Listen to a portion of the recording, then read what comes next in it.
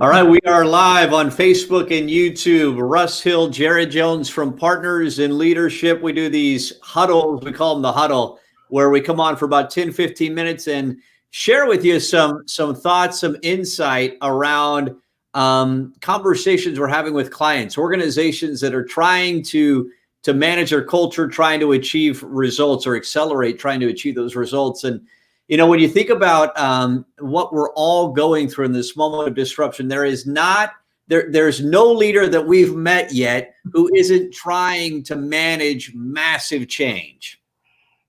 Yeah, it's amazing how much is moving, whether it be your business is getting more demand or more. I mean, you think about food manufacturers for the grocery business, or truck drivers that are running supplies all over the country. Their business is soaring, right? They're managing additional supply and demand issues, where you've got other organizations that are just trying to survive right now. And there's a lot of people in that mode.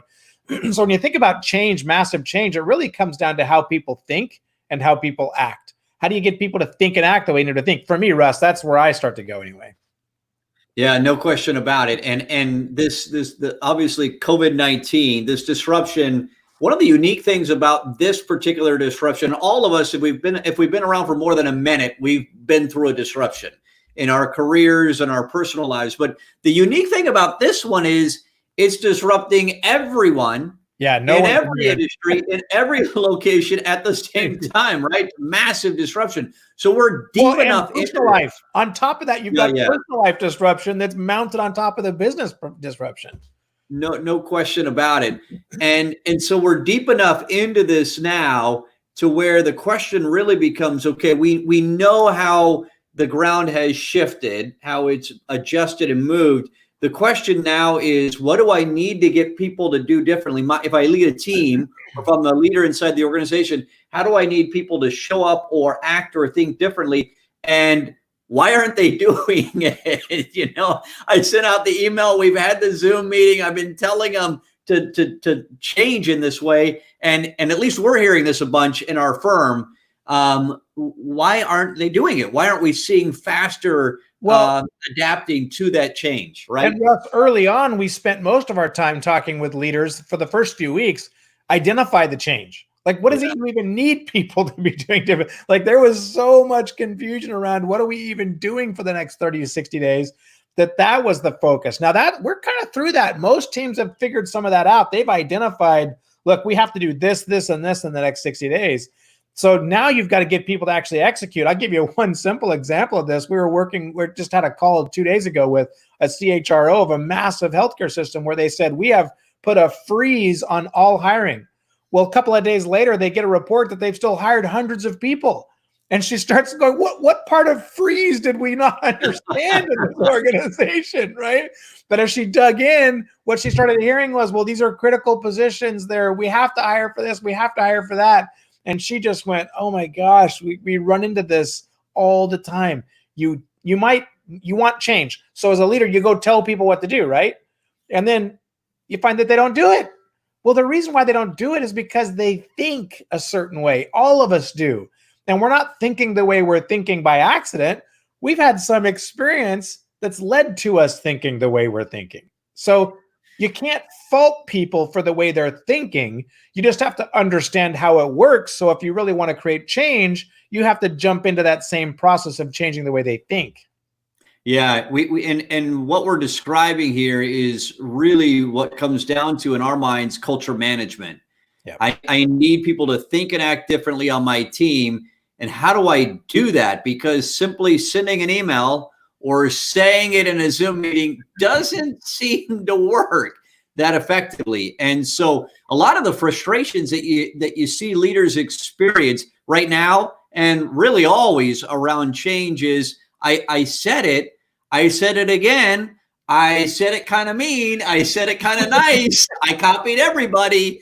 Why isn't it happening? And so what we want to dig into for a few minutes here live on Facebook and YouTube is how do you accelerate that? So Jared, for me, it starts with, okay, think about the result that you need people to deliver. So what is, and it used to be, we would coach clients for 30 years. Our organization, our firm has been coaching clients. Think out for the next year or two.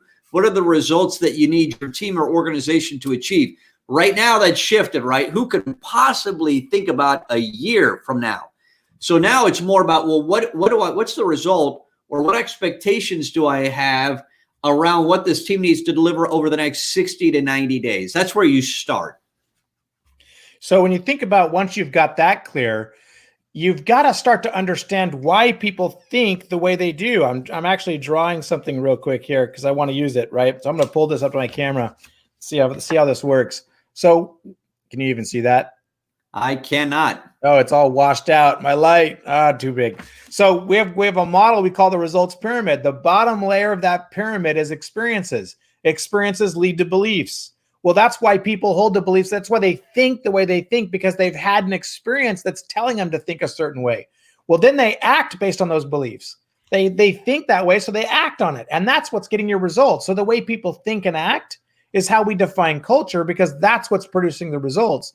So if you need to change the way people think and act, then you have to start at the same place. You have to create a different experience for people if you expect them to think differently. You can't just tell them at the action layer, hey, do this, this, and this, and this different. There's no shelf life to that. That will give you maybe a bump for a few weeks, but when it comes down to long-term sustainable change that actually sticks, you have to get deeper in that pyramid. You have to get all the way down to the bottom two layers of experiences and beliefs if you really expect change to stick. Yeah, so getting clear on, one is, if we were on a call with you, coaching just you right now, right, based off the result you need your team to deliver, how do you need them thinking?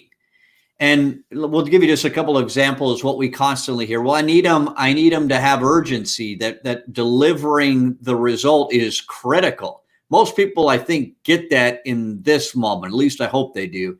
And it might be, well, we need to collaborate more. We need to access the team. We need to make sure that we're tapping into different people. It might be feedback. I need people to be checking in with multiple people and seeking feedback in the perspective of others. It could be any collaboration, all of these different things. So you think about, you get clarity around what's the belief that I need my team to hold, or how do I need them to be thinking right now? That's one of the next steps. Yeah, and once you've got that clear and you've started to define that shift, if you think about what Russ just said, right? When you get really clear on those new experiences, the things that you need to be creating differently, I guess another question is, what's the difference between an action and an experience? An action is something you do as a leader or you do as an individual that other people then have that experience. They experience the actions that you take. So when you start thinking through, how do I create new experiences? You can start with, what are the new actions I need to take? That's the starting point. What actions do I need to take that are different? Then start to wrap around that. Well, how do I make those actions become an experience for someone else? How do I make sure that they land in a way that those individuals interpret those actions in the way that I need them to interpret it, so that it becomes an experience leading to a new set of beliefs, driving a new set of actions? So when you start really getting into change management, at its core, it's really understanding the bottom two layers of that model and applying them in a way that gets you to the top two layers of the model. That's how I respond to that, Russ. Yeah, what I'm thinking about is a Zoom meeting just within the last few days of a food manufacturer. And so we put them in, we had the top 40 leaders of this organization that were in the meeting, and we spent some time on this. Okay, what's the belief that we really need our teams in parts of Mexico, parts of the United States? What do we need the members of this team to hold? And one of them was around safety, because right now, any of you who are in manufacturing, have any line of sight to manufacturing, they know that the big risk right now is that we're going to have to close down the factory. Whether you're making burritos, guacamole, or you're making vehicles, you just need there to be safety in that factory, so you don't have to close it down. And so one of the things, Jared, that for them was at the top of the list, well, what beliefs do we need people to hold? That and they have what we call a cultural belief, where they've defined, you might consider it like a core value, a leadership principle. They call it a cultural belief. And so one of theirs is around safety. And they wrote that months ago. right? But way before COVID-19. It's just one of their foundational cultural beliefs. And they said, we need, on the Zoom meeting, they said, we need to be leaning into that massively. We need that belief to be front and center, that nothing matters more right now in this organization to our customers, to us as employees. They were prioritizing that shift above the other shifts. They were prioritizing that. That's right. That's the most important belief. And so then you go to where Jared was just talking to us about, which is, okay, well, what experiences could we as the top 40 leaders inside this manufacturing company, what experiences could we create in the next week that would cause people to say, yeah, that's our top concern. We need to be thinking that way. And they began to process that and come up with some ideas of what that looks like. That's really, when we talk about how do you get your team to think differently, it's not just so many leaders, they defaulted, well, just tell them. Just make it clear. Another great example of this, Russ, is a plant where there was a belief at the plant that there were two classes, the management and then the front lines. And so one of the leaders of the plant had everyone come out at the beginning of a shift, and they had 5 or 6 parking spots right in the front that were reserved for management. He had his chainsaw that he brought from home, fires it up, and he cuts the posts down of the reserved for management spots with all these other people, the frontline workers out there, and they're all clapping and applauding, and he's laughing with it. But he made sure that he created an experience that we're all together here. We're all working for the same output. No one's different than anyone else. But he could have just made an announcement that said, hey, we're taking this down. No more parking spots for management. Send an email out. He created an experience by bringing people out to the parking lot, pulling his chainsaw out, firing it up, and cutting those posts down in front of everybody, right?